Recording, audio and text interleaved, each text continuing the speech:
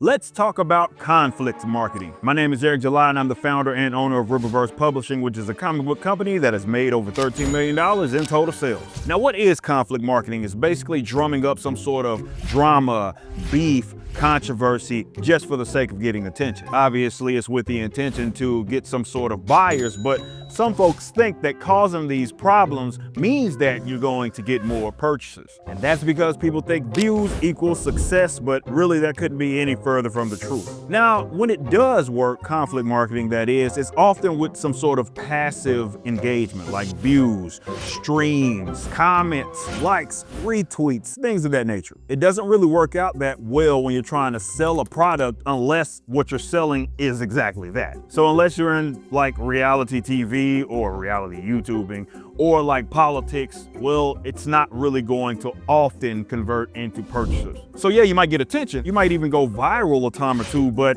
that doesn't mean that these customers are going to stick around, because really they're not customers. Because what are they really here for? Are they trying to buy what you're selling as far as a physical and tangible item? Or are they here just for the mess? So as that engagement starts to die down because that audience becomes bored of you, you're forced to try to come up with a new gimmick, time and time again trying to outdo yourself. So as that dies down, so do your numbers. And that's because you're not paying attention to what you're exactly selling. Unfortunately, this isn't common sense, but people, including customers, really do care about having pleasant experiences, whether they want to work with you or they want to support you. Being a better professional creates new opportunities, and I speak from experience. I used to be that guy that was doing a show every day. And yes, if you had like a hot take or something, that benefited you if you're in that YouTube space. But now that I'm focusing on selling comic books and that being my